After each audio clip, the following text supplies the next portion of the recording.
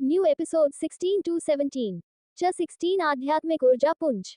Chapter 16 आध्यात्मिक ऊर्जा पुंज। अग्निकुंड तलवार की नीलामी खत्म करने के बाद कनक लोगों का उत्साह बढ़ाने के लिए मुस्कुराते हुए कहती है, क्या आप लोग अगली नीलामी के लिए तैयार हैं? कनक के ऐसा कहते ही लोगों की उत्साह भरी आवाज आती है, हो हम तैयार हैं। लोगों का उत्साह देखकर कनक किसी को इशारा करके नीलामी का अगला सामान लाने को कहती है, जिसके बाद कनक लोगों की तरफ मुस्कुराते हुए देखकर कहती है, अग्निकुंड तलवार अग्नि तत्व के साधक के लिए बहुत अच्छी थी, लेकिन आप तत्व की साधना करते हैं। कनक के ऐसा कहते ही एक लड़की लाल कपड़े से ढकी हुई थाली ले आती है और गोल प्लेटफॉर्म पर रख देती है। कनक थाली के ऊपर से लाल कपड़ा हटाती है, जिसके बाद लोगों को दिखाई देता है हरे रंग का एक पंख। हरे रंग के पंख को देखकर नीचे बैठे हुए लोगों में से एक आदमी हैरानी में कहता है, क्या ये वायु पक्षी का पंख है? आदमी की बात सुनकर कनक मुस्कुराते हुए कहती है, हो आप बिल्कुल सही कह रहे हैं, ये वायु पक्षी का पंख है। वैसे तो वायु पक्षी एक देव पक्षी है जो आसानी ने दिखाई नहीं देता है, लेकिन हम सब की खुशकिस्मती है कि आज ये पंख हमारे बीच है। इस पंख की मदद से वायु तत्व के साधक अपनी वायु शक्तियों को और ज्यादा बढ़ा सकते हैं और साथ ही साथ उनके उड़ने की शक्ति भी बढ़ सकती है। इसीलिए जो लोग भी वायु तत्व के साधक हैं वह इस पंख की बोली लगा सकते हैं। इसकी बोली 500 सोने के सिक्कों से शुरू होगी। कनक की बात खत्म होते ही पूरे नीलामी घर में लोगों की बातचीत शुरू हो जाती है। लोग आपस में बातें कर रहे होते हैं। प्रेम भी ऊपर बैठकर यह सब देख रहा था। उसके पास इस वक्त 800 सोने के सिक्के थे, लेकिन उसे नहीं पता था कि ये पंख उसके काम आएगा या नहीं। इसीलिए प्रेम उस पंख से नजरें हटाकर इधर उधर देखने लगता है। तभी उसकी नजर अंधेरे में बैठी दो लड़कियों पर जाती है। प्रेम कुछ देर उन्हें देखता है, फिर अपनी आंखें मसलते हुए खुद से कहता है, लगता है ये लोग मुझे पकाने की कोशिश कर रहे हैं। मैं भी देखता हूँ कि यह लोग मुझे पकड़ते हैं या फिर आज यहाँ आने पर अफसोस करते हैं। इतना कहकर प्रेम मन ही मन मुस्कुराने लगता है। तभी कनक की आवाज आती है जो लोगों को शांत करते हुए कहती है, ठीक है, अब हम लोग अपनी बोली शुरू करते हैं। और एक घंटा बजा देता है। कनक के घंटा बजाते ही एक आदमी अपने सुनहरे पंख को ऊपर उठाते हुए कहता है, 600 सोने के सिक्के। इसके ठीक बाद एक और सुनहरा पंख ऊपर दिखाई देता है जो 700 सोने के सिक्के की बोली के लिए था। देखते ही देखते वायु पक्षी के पंख की बोली 2500 सोने के सिक्के की हो जाती। जिस आदमी ने 2500 सोने के सिक्के की बोली लगाई थी वह अपने पंख को नीचे करते हुए पूरे नीलामी घर में घमंड से देख रहा था। उसे पूरा विश्वास था कि उसने इस पंख की जितनी बोली लगाई है, यहाँ पर बैठा कोई भी इंसान इतनी बोली नहीं लगा पाएगा। ये बात सच भी थी, क्योंकि 2500 सोने के सिक्के की बोली हो जाने के बाद वहां पर बैठा कोट श्री इंसान उस वायु पक्षी के पंख के लिए बोली नहीं लग रहा था। कनक और वहां पर बैठे सभी लोगों को जब ये लगने लगता है कि अब कोई भी बोली नहीं लगाएगा और कनक बोली को खत्म करने के लिए अपना हथौड़ा उठाती है, तभी फिर से वही आवाज सुनाई देती है जो पहले सुनाई दी थी, 2600 सोने के सिक्के। आवाज सुनते ही सभी लोग उस तरफ देखते हैं जहां से यह आवाज आई थी और उन्हें दिखाई देता है वही इंसान जिसने अग्निकुंड तलवार के सबसे लास्ट में बोली लगाई थी। प्रेम बड़े आराम से अपने सुनहरे पंख को नीचे करते हुए फिर से कहता है, मैं 2600 सोने के सिक्के लगता हूँ। प्रेम के मुंह से फिर से वही शब्द सुनकर लोग आपस में बातें करने लगते हैं। उन्हें समझ नहीं आ रहा था कि दूसरी मंजिल पर बैठे हुए इस इंसान की दिक्कत क्या है। वह हर बार लास्ट में जब नीलामी खत्म होने वाली होती है तभी ही अपना सुनहरा पंख क्यों ऊपर उठा देता है। कनक भी प्रेम की इस हरकत को देखकर परेशान हो जाती है। उसे लामी के बढ़ाने की खुशी तो थी, लेकिन अचानक बोली लगाने से कनक परेशान हो रही थी। जिस आदमी ने 2500 सोने के सिक्के की बोली लगाई थी उसने पिछली बोली में प्रेम को ऐसी ही हरकत करते हुए देखा था, इसीलिए वह इतना तो जान गया था कि प्रेम अपनी लिमिट के ऊपर बोली नहीं लगाएगा। इसीलिए वह भी प्रेम से बोली लगाने के लिए तैयार हो जाता है और अपने सुनहरे पंख को ऊपर उठाते हुए 2700 सोने के सिक्के की बोली लगा देता है। इसके बाद प्रेम और उसे आदमी के बीच बोली लगना शुरू हो जाती है। 2800, 2900, 3000, 3100, 3200, 3300, 3400, 3500। आदमी के 3500 सोने के सिक्के की बोली लगाने के बाद नीलामी घर में मौजूद सभी लोग उम्मीद कर रहे थे कि वह लड़का जो हर बार लोगों के बीच में अपना सुनहरा पंख घुसा देता है वह आगे भी बोली लगाएगा, लेकिन लोगों की उम्मीद के उल्टा प्रेम अपने हरे पंख को नीचे रखते हुए कहता है, मैं हार मानता हूँ।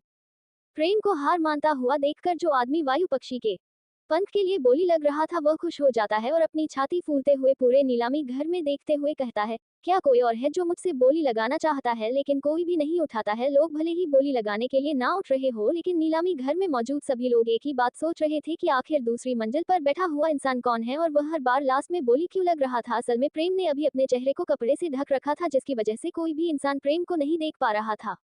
कनक भी प्रेम को हार मानता हुआ देखकर निराश हो जाती है। उसे उम्मीद थी कि प्रेम इस बार अपनी बोली लगाकर वायु पक्षी के पंख को ले लेगा, लेकिन नहीं, वह बीच में ही हार मान गया। लोगों के मन में चल रही बातों से अनजान प्रेम आराम से बैठकर चाय पी रहा था। असल में नीलामी घर के मालिक को जैसे ही पता चला कि प्रेम ने 2 चीजों की बोली बढ़वा दी है। उसने तुरंत अपने खास आदमियों को प्रेम के लिए चाय ले जाने के लिए कह दिया था। प्रेम बड़े आराम से चाय पी रहा था। दूसरी तरफ कनक 3500 सोने के सिक्के की बोली लगने के बाद घंटे को बजाते हुए कहती है, ठीक है, 3500 सोने के सिक्कों में वायु पक्षी का नीलपंख आपका हुआ। इसके बाद कनक इस आदमी को भी एक कार्ड देती है और उससे कहती है, नीलामी खत्म होने के बाद जब आप 3500 सोने के सिक्के का भुगतान कर देंगे तब आपको वायु पक्षी का पंख मिल जाएगा। उस आदमी को सारी बात कर कनक वापस मंच आ जाती है। नीलामी शुरू करने से पहले कनक प्रेम की तरफ देखती है, जो आराम से बैठकर चाय पी रहा था। प्रेम को आराम से बैठकर चाय पीते हुए देखकर कनक एक राहत की सांस लेकर अपने मन में कहती है, पता नहीं ये सिरफिरा इंसान कौन है जो नीलामी के लास्ट में बोली लगा रहा है, लेकिन कोई भी हो, जाने अनजाने में यह मेरी मदद ही कर रहा है। इतना सोचकर कनक वहां पर मौजूद सभी लोगों का ध्यान वापस नीलामी पर लाते हुए कहती है, ठीक है, वायु पक्षी का पंख अब जा चुका है, इसलिए अब उस पर अफसोस करने से कोई फायदा नहीं, लेकिन आप लोगों के लिए कुछ और भी है। इतना कहकर कनक किसी को कुछ लाने का इशारा करती है।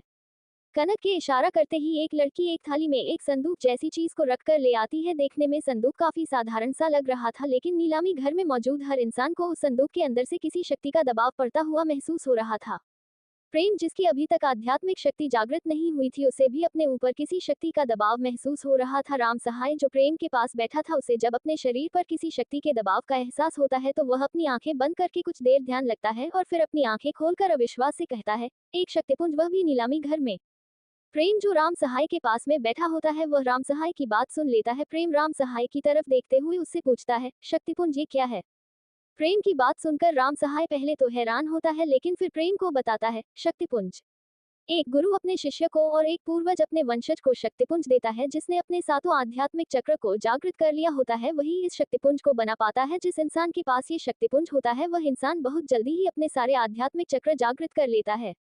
इतना कहकर राम सहाय मंच पर रखे बक्से की तरफ देखते हुए कहता है, मुझे ऐसा लग रहा है कि यह शक्तिपुंज आम शक्तिपुंजों की तरह नहीं है, क्योंकि इसकी आध्यात्मिक शक्ति लोगों को अपने सामने झुकने के लिए मजबूर कर रही है। राम सहाय की बात सुनकर प्रेम सोच में पड़ जाता है। उसे नहीं समझ में आ रहा था कि राम सहाय क्या कहने की कोशिश कर रहा है, इसीलिए प्रेम राम सहाय से पूछता है, इसका क्या मतलब है? क्या शक्तिपुंज अलग अलग होते हैं?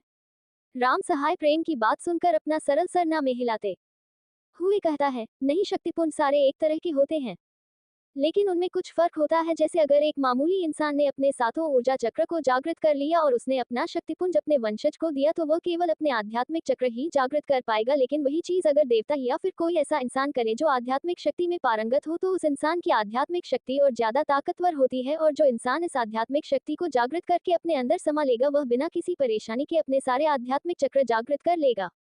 राम सहाय की बात सुनकर प्रेम इतना तो समझ जाता है कि राम सहाय क्या कहने की कोशिश कर रहा है। असल में जिस दुनिया में प्रेम आया था, उस दुनिया में बहुत सारे लोग अपने सातों ऊर्जा चक्र को जागृत करके अपना शक्तिपुंज अपने वंशजों या फिर अपनी संतानों को दे देते हैं, जिससे उन्हें ऊर्जा चक्र जागृत करने में मदद मिलती है। लेकिन कुछ लोग ऐसे भी होते हैं जो इस विद्या में इतने पारंगत होते हैं कि उनके ऊर्जा चक्र से जो भी अपनी कुंडली शक्ति को जागृत करता है, वह अपार शक्तियों का स्वामी हो जाता है। वह इतना ताकतवर हो जाता है कि अगर वह चाहे तो अपने सामने समस्त संसार को झुका सकता है। प्रेम को ये बात समझने में ज्यादा देर नहीं लगती है कि अब उसे आगे क्या करना चाहिए।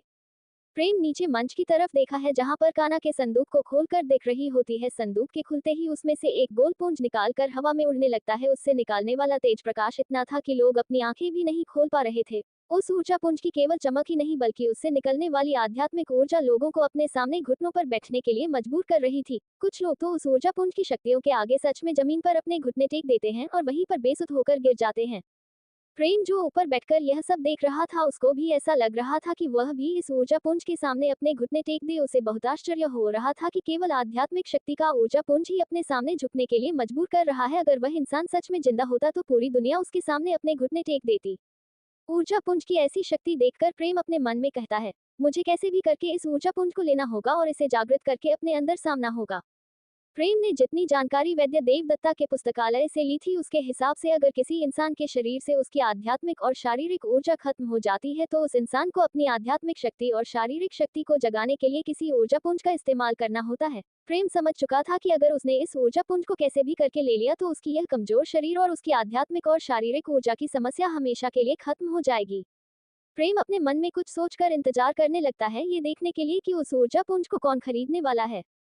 कनक जो मंच पर खड़े होकर नीचे लोगों की अधमरी सी हालत देख रही थी, वह उस ऊर्जा पुंज को वापस बक्से में बंद कर देती है, जिसके बाद लोगों को थोड़ी राहत मिलती है। कनक जोर से पूरे नीलामी घर की तरफ देखते हुए कहती है, आप लोगों ने अभी देखा ही है कि यह ऊर्जा पुंज कोई साधारण ऊर्जा पुंज नहीं है, इसमें दुनिया को अपने सामने झुकने की ताकत है। जितना हमारे लोगों ने इस ऊर्जा पुंज के बारे में पता किया है, उस हिसाब से यह ऊर्जा पुंज किसी सम्राट पूर्वज का है जो एक समय पर इस पूरी धरती पर राज किया करते थे। इसीलिए यह ऊर्जा पुंज बेसकीमती है, लेकिन आप लोग यहाँ पर आए हैं इसलिए ये भी नीलामी में रखा जा रहा है। इसकी नीलामी 10,000 सोने के सिक्कों से शुरू होगी। 10,000 सोने के सिक्कों की बोली सुनकर आधे से ज्यादा नीलामी घर इस बोली से हट जाता है, क्योंकि उनमें से बहुत कम ही लोग थे जो इतनी बड़ी कीमत दे सकते थे। प्रेम भी इस कीमत को सुनकर हैरान हो जाता है। प्रेम अपने मन में सोचने लगता है, अगर इसकी शुरुआत ही 10,000 सोने के सिक्के से है तो पता नहीं इसकी कीमत कहाँ तक जाएगी। नीलामी घर के एक दूसरे कमरे में एक बूढ़ा आदमी एक नौजवान लड़के के सामने बैठा हुआ था। उस बूढ़े आदमी के आसपास उसकी आध्यात्मिक शक्ति साथ साथ दिखाई दे रही थी। बूढ़े आदमी के साथ जो लड़का बैठा था वह बड़े ही सम्मान पूर्वक बूढ़े आदमी से कहता है, गुरुदेव, क्या यह ऊर्जा पुंज सच में इतना ताकतवर है? To be continue, please read more to the next chapter. 17 ऊर्जा पुंज की चोरी। चैप्टर 17 ऊर्जा पुंज की चोरी। सड़का अपने सामने बैठे बूढ़े आदमी से उस ऊर्जा पुंज के बारे में पूछता है। लड़के के पूछने पर गुरुदेव सामने मंच पर रखा हुआ संदूक देखकर कहते हैं, राजकुमार तेजस, मुझे लगता है कि जो कुछ भी इस ऊर्जा पुंज के बारे में कहा गया है वह सब सच है, क्योंकि इस ऊर्जा पुंज की शक्तियों के सामने मेरी आध्यात्मिक शक्तियां भी आत्मसमर्पण कर रही थी, जिसका मतलब एक ही है कि यह ऊर्जा पुंज किसी ऐसे व्यक्ति का है जो अपनी ताकत से पूरी दुनिया को अपने सामने झुका सकता था। ये बूढ़ा इंसान और कोई नहीं बल्कि राजकुमार तेजस के गुरुजी थे, जिनसे राजकुमार तेजस अपनी आध्यात्मिक शक्तियों और तलवारबाजी का प्रशिक्षण लिख रही थे। अपने गुरु की बात सुनकर राजकुमार तेजस ऊर्जा पुंज की तरफ देखते हुए अपने गुरु से कहता है, गुरुदेव, अगर आप चाहे तो मैं आपके लिए इस ऊर्जा पुंज को खरीद सकता हूँ। राजकुमार तेजस की बात सुनकर गुरुदेव के चेहरे पर मुस्कान आ जाती है, लेकिन गुरुदेव राजकुमार तेजस को भी पता नहीं चलने देना चाहते थे कि वह इस बात से प्रसन्न है कि राजकुमार तेजस उनके लिए ऊर्जा पुंज खरीदने जा रहा है। इसलिए गुरुदेव राजकुमार तेजस की तरफ गंभीर भाव से देखते हुए कहते हैं, राजकुमार तेजस, अगर आप मुझे ऊर्जा पुंज खरीद कर दे देते हैं तो मैं आपको आपके साथों ऊर्जा चक्र को जागृत करने में मदद कर सकता हूँ। अभी तक तुम्हारे सिर्फ 2 कुंडली चक्र जागृत हुए हैं, अगर यह ऊर्जा पुंज तुम मुझे दे देते हो तो मैं तुम्हें बाकी 5 ऊर्जा चक्रों को जागृत करने में मदद कर सकता हूँ। अपने गुरु की बात सुनकर तेजस मंच पर रखे हुए संदूक की तरफ देखता है और फिर अपने गुरु जी से कहता है, गुरु जी, ठीक है, मैं आपको यह ऊर्जा पुंज जरूर दूंगा, यह मेरी तरफ से आपके लिए उपहार है। इतना कहकर राजकुमार तेजस बोली लगने का इंतजार करने लगते हैं। इससे अनजान प्रेम की राजकुमार तेजस भी उस ऊर्जा पुंज को खरीदने की कोशिश में है। प्रेम ध्यानपूर्वक नीलामी शुरू होने का इंतजार करने लगता है। एक तरफ प्रेम और राजकुमार तेजस ऊर्जा पुंज को हासिल करने की ताक में बैठे थे, तो दूसरी तरफ कनक की बात सुनकर वहां पर बैठे कुछ बड़े परिवारों के लोग तेजस जिस गुरुकुल में पढ़ते हैं यह वही के गुरु हैं। ये गुरु दोनों राजकुमारों को आध्यात्मिक शक्ति और युद्ध कर की शिक्षा देते हैं। राम सहाय की बात सुनकर प्रेम कुछ सोचते हुए राम सहाय को एक कागज पर कुछ सामग्री लिख कर देता है, जिन्हें देखकर राम सहाय पहले तो चौंक जाता है, लेकिन फिर वहां से बाहर चला जाता है। असल में नीलामी घर के मालिक ने प्रेम को अपना विप निमंत्रण पत्र दिया था, जिसके होते हुए राम सहाय जब चाहे तब अंदर बाहर हो सकता था। इसीलिए वह बिना हिचक के नीलामी घर से बाहर चला जाता है। इधर ऊर्जा पुंज की नीलामी खत्म होने के बाद कनक लोगों का उत्साह बढ़ाने के लिए कहती है, अब हमारी नीलामी का आखिरी चरण है, इसमें आपको कोई दुर्लभ खजाने या हथियार नहीं मिलेंगे, बल्कि इसमें आपको वह चीज मिलेगी जिससे आपकी प्रेम का यह आपकी पत्नी दोनों खुश हो जाएंगे। हमारे पास 2 नायाब हार हैं जिनकी आज इस नीलामी घर में बोली लगाई जाएगी। इतना कहने के बाद कनक किसी को दोनों हार लाने का इशारा करती है। एक लड़की हार लेने के लिए अंदर चली जाती है, लेकिन कुछ ही देर बाद भागती हुई कनक के पास आती है और उसके कान में कुछ कहती है, जिसे सुनकर कनक का चेहरा सफेद हो जाता है। आपस में बातें करने लगते हैं। वह सभी उस ऊर्जा पुंज को हासिल करना चाहते थे, इसीलिए उनमें से एक बोली की शुरुआत करते हुए कहता है, मैं 11,000 सोने के सिक्कों की बोली लगता हूँ। उसके ठीक बाद एक और सुनहरा पंख सबको दिखाई देता है जो 15,000 बोली के लिए उठा था। इस बार बोली 100 सिक्कों की बढ़त की नहीं थी, बल्कि लोग इस तरह से बोली लग रहे थे कि आगे उनके कोई भी बोली ना लगा पाए। देखते ही देखते उस ऊर्जा पुंज की बोली 1 लाख सोने के सिक्कों तक पहुंच जाती है। प्रेम 1 लाख सोने के सिक्कों का दाम सुनकर घबरा जाता है। यहाँ आने के बाद उसने सबसे ज्यादा रुपए 1,000 सोने के सिक्के देखे थे और यहाँ तो 1 लाख सोने के सिक्कों की बात हो रही थी। प्रेम अपने मन में सोचते हुए कहता है, हे भगवान, लगता है मुझे यह ऊर्जा पुंज खरीदने से नहीं मिलेगा, मुझे कुछ और ही करना पड़ेगा। तेजस प्रेम के ऊपरी मंजिल पर बैठा हुआ था, वह भी 1 लाख सोने के सिक्कों की बोली सुनकर हैरान हो जाता है, लेकिन महाराज के प्रिय पुत्र होने के कारण उसके पास काफी धन था, इसीलिए वह बिना किसी की परवाह किए सीधे 1,50,000 सोने के सिक्कों की बोली लगा देता है। जिसके बाद पूरा नीलामी घर शांत हो जाता है। वह सभी हैरान परेशान होकर उस तरफ देखने लगते हैं जहां से 1,50,000 सोने के सिक्कों की बोली लगी थी। वह सभी राजकुमार तेजस को अच्छी तरह से जानते थे क्योंकि वह उनका राजकुमार था। राजकुमार तेजस को देखकर बहुत सारे लोग अपना सर नीचे करके हाथ जोड़कर खड़े हो जाते हैं। कनक जो ऊपर मंच पर खड़ी थी वह भी राजकुमार तेजस को देखकर अपना सर हल्के से झुका लेती है। 1,50,000 सिक्कों की बोली सुनकर प्रेम भी बालकनी से सर बाहर निकाल कर ऊपर की तरफ देखता है। वह भी देखना चाहता था कि इस राज्य में ऐसा भी कौन बड़ा आदमी है जो इतने सारे पैसे बिना किसी की परवाह के लगा सकता है। लेकिन प्रेम को जब राजकुमार तेजस दिखाई देता है तो उसका मुंह बन जाता है और वह अपने मन में कुछ सोचकर मुस्कुराने लगता है। प्रेम मुस्कुराने के बाद सीधे राम सहाय के कान में कुछ कहता है और राम सहाय को वहां से भेज देता है।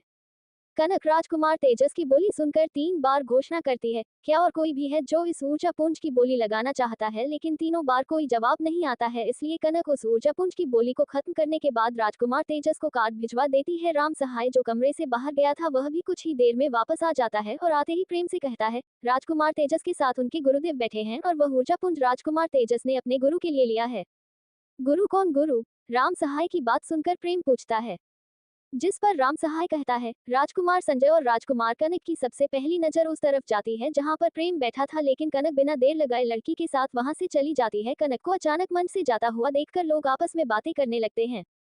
प्रेम जो ऊपर बैठकर यह सब देख रहा था वह समझ आता है कि शायद इन लोगों को हार चोरी होने का एहसास हो गया है। वह मुस्कुराकर बस यही देखना चाहता था कि अब वह लोग आगे क्या करेंगे। कनक भागते हुए उस कमरे में जाती है जहां पर नीलामी की सारी चीजें रखी हुई थी। वहां पर जाकर कनक सारी चीजों को ध्यान से देखती है और अच्छी तरह से तलाशी लेती है। लेकिन उसे ये दोनों हार कहीं भी नहीं मिलते हैं। जिसके बाद कनक सीधे नीलामी घर के मालिक के कक्ष में चली जाती है और उनको सारी बात बता देती है। नीलामी घर का मालिक अपनी जगह से खड़े होते हुए कहता है, क्या वह दोनों हार चोरी हो गए? लेकिन कैसे? जिस पर कनक कहती है, मुझे नहीं पता, मैंने खुद अपने हाथों से वह दोनों हार उस जगह रखे थे जहां पर नीलामी की सारी चीज रखी थी, लेकिन अब वह हार वहां पर नहीं है। कनक की बात सुनकर नीलामी घर का मालिक अपने मन में सोचने लगता है, अगर वह दोनों हार चोरी हो गए हैं तो मैं उस आदमी को क्या जवाब दूंगा।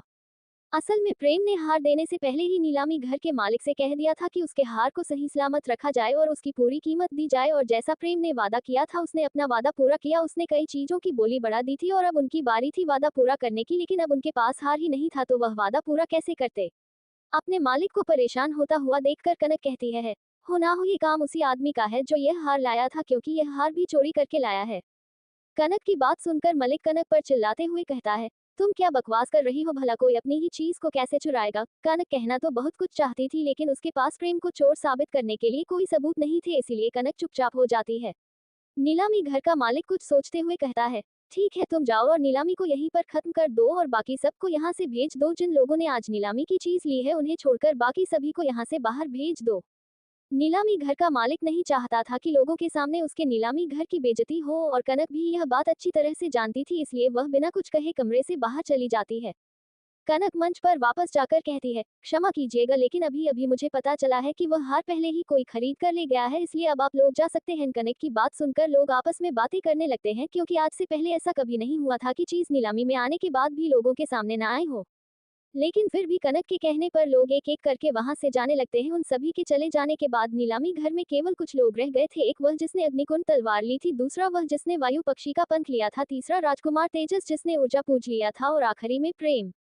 रही बात देवकल और सुमति की तो कनक ने उन्हें एक कमरे में रुकने के लिए भेज दिया था और उन्हें हार चोरी की बात भी बता दी थी। वह लोग भी हार चोरी की बात सुनकर हैरान हो गए थे, लेकिन कनक पर भरोसा करके सुमति वहीं पर रुक जाती है क्योंकि उन्हें नहीं पता था कि हार चोरी करने वाला इंसान कौन था।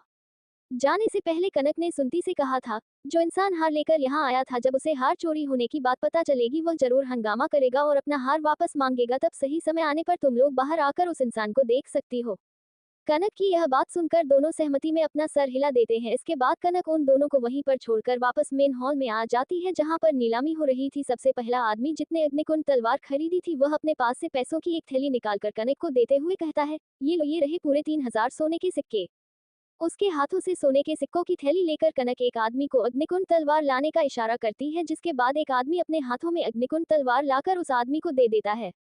जिसने उसे खरीदा था वह आदमी तलवार को लेकर वहां से चला जाता है। अग्निकुंड तलवार के बाद एक आदमी अपने पास से 3,500 रुपए सोने के सिक्के निकाल कर कनक को देते हुए कहता है, ये लो, यह वायु पक्षी के पंख की कीमत। जिसके बाद कनक उसे भी वायु पक्षी का पंख दे देती है और वह भी वहां से चला जाता है। जिसके बारी आती है राजकुमार तेजस की। राजकुमार तेजस कनक को एक पत्र देते हुए कहते हैं, ये लीजिए, यह मेरा पहचान पत्र है, आपके 1,50,000 सोने के सिक्के शाम तक आ जाएंगे। कनक राजकुमार तेजस को मुस्कुराते हुए मना करते हुए कहती है, राजकुमार, आपको अपना पहचान पत्र यहाँ पर छोड़ने की कोई जरूरत नहीं है, आप जब चाहे पैसे भिजवा सकते हैं। लेकिन राजकुमार तेजस अपनी बात पर खड़े रहते हैं और वह पत्र कनक को दे देते हैं। कनक भी उस पत्र को रखकर ऊर्जापुंज राजकुमार तेजस को दे देती है और वह भी वहां से बाहर जाने लगते हैं। तभी पूरे नीलामी घर में धुआं होने लगता है, जिसके कारण किसी को कुछ भी दिखाई नहीं दे रहा था। राजकुमार तेजस और वहां पर मौजूद सभी लोग इधर उधर देखने लगते हैं, लेकिन धुआं काफी घना होता जा रहा था। राजकुमार तेजस कुछ समझ पाते उससे पहले उनके हाथों से ऊर्जापुंज का संदूक कोई छीन लेता है और वह चिल्लाने लगते हैं, कौन है, कौन है जो मेरे ऊर्जापुंज को मुझसे छीनने की कोशिश कर रहा है। लेकिन तब तक उनके हाथों से वह संदूक जा चुका था। धीरे धीरे करके वहां से धुआं कम होने लगता है और कुछ देर बाद वह धुआं गायब हो जाता है। कनक, राजकुमार तेजस के गुरुजी और नीलामी घर में काम करने वाले लोग हैरान होकर राजकुमार तेजस की तरफ देखने लगते हैं, जिनके हाथों में चोट लगी हुई थी और उनके हाथों से ऊर्जापुंज का संदूक गायब। कनक चिंता भरे में राजकुमार तेजस से पूछती है, राजकुमार तेजस, आपके हाथों में चोट कैसे लगी और संदूक कहाँ है। इस वक्त राजकुमार तेजस का चेहरा गुस्से की वजह से लाल था। वह अपने चारों तरफ देखते हुए कहते हैं, किसी ने मेरे हाथों से संदूक छीन लिया है। कौन है हरामखोर जो अपनी मौत को न्योता दे रहा है। राजकुमार तेजस की बात सुनकर उनके पास खड़े गुरुजी भी हैरान हो जाते हैं, क्योंकि उनकी आध्यात्मिक शक्ति इस स्तर की थी कि अगर कोई इंसान उनके आसपास कुछ भी करे तो वह उसे तुरंत जान जाते थे। लेकिन आज उन्हें भी कुछ महसूस नहीं हुआ। असल में प्रेम ने राम सहाय को कागज पर जो लिख कर दिया था वह इस दुनिया की ऐसी जड़ी बूटियां थी जिनको एक साथ रखने से इतना धुआं उठता था कि लोगों को दिखाई देना ही बंद हो जाता था। और राम सहाय कुछ देर पहले ही वह सारी चीज लेकर प्रेम के पास आ गया था। जब प्रेम ने देखा कि राजकुमार तेजस उस ऊर्जा पुंज को लेकर वहां से बाहर जा रहे हैं, तब प्रेम ने उन जड़ी बूटियों को एक साथ बांधकर नीचे फेंक दिया, जिससे पूरे नीलामी घर में धुआं ही धुआं हो गया। और उसी का फायदा उठाकर प्रेम राजकुमार तेजस से वह ऊर्जा पुंज का संदूक छीन लाया। कमरे में बैठा हुआ प्रेम उस ऊर्जा पुंज को छुपाने के लिए अपने सीने के पास कपड़ों में रख लेता है और उस संदूक को किसी और कमरे में रखकर नीचे उतरने लगता है। To be continue, please read more to the next chapter.